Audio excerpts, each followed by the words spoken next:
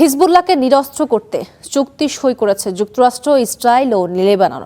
কিন্তু এই চুক্তিকে ঘিরে ক্রমশ উত্তপ্ত হয়ে উঠেছে লেবাননের রাজনীতি। লেবাননের সার্বভৌমত্বকে উপেক্ষা ও ইসরায়েলকে দায়মুক্তি দেওয়ার এই চুক্তিকে ঘিরে দেশে গৃহযুদ্ধের সংখ্যা দেখছেন দেশটির স্পিকার নাবিহ বেরি। তিনি প্রতিজ্ঞা করেছেন গৃহযুদ্ধ এড়াতে তিনি এই চুক্তি সংসদে পাশ হতে দেবেন না। কিন্তু আসলে কোন চুক্তি ঘিরে এই বিতর্ক, সেটি দেখুন। যুক্তরাষ্ট্র, লেবানন ও ইসরায়েল গত সপ্তাহের ত্রিপক্ষীয় চুক্তির পর এবার নতুন সংকটে লেবানন। সরকারের সমালোচনায় মুখর দেশটির রাজনৈতিক নেতা থেকে শুরু করে সব পক্ষ। চুক্তিতে ইসরায়েলের উপর লেবাননের সার্বভৌমত্বকে সম্মান জানানোর কোনো বাধ্যবাধকতা রাখা হয়নি। উল্টো ওয়াশিংটনের নিয়ন্ত্রণে একটি সামরিক সমন্বয় গোষ্ঠী গঠনের মাধ্যমে লেবাননের সার্বভৌমত্বকে প্রশ্নের মুখে ফেলা হয়েছে। চুক্তিতে লেবাননের সেনাবাহিনীকে হিজবুল্লাহর মতো অভিজ্ঞ একটি গোষ্ঠীকে নিরস্ত্র করতে বাধ্য করা হচ্ছে। সেই সাথে লেবাননে যুদ্ধপরাধে জড়িত ইসরায়েলি সেনা ও জেনারেলদের দায়মুক্তি দেয়া হয়েছে।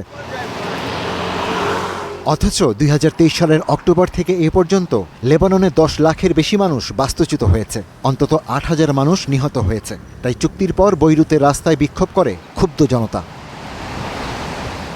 এই চুক্তিকে ঘিরে দেশে গৃহযুদ্ধের সংখ্যা দেখছেন দেশটির স্পিকার নাবিহ বেরি। তিনি প্রতিজ্ঞা করেছেন সম্ভাব্য গৃহযুদ্ধ এড়াতে তিনি এই চুক্তি সংসদে পাশ হতে দেবেন না।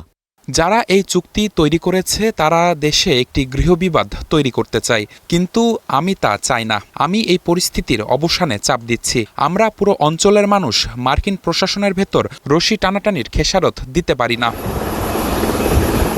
বলা হচ্ছে ইরানের সঙ্গে ট্রাম্পের চুক্তির অন্তরালে ছিল ভাইস প্রেসিডেন্ট জেডি ভ্যান্সের তৎপরতা, আর লেবাননের সঙ্গে চুক্তির অন্তরালে পররাষ্ট্রমন্ত্রী মার্কো রুবিও। তিনি সেই অলীক ধারণায় বিশ্বাসী যে হিজবুল্লাহ লেবাননের কেউ নয়, তারা কেবলই ইরানের হাতিয়ার। অথচ লেবাননের শিয়া জনগোষ্ঠীর প্রায় প্রতিটি নাগরিক রাজনৈতিকভাবে হিজবুল্লাহর আদর্শে বিশ্বাসী।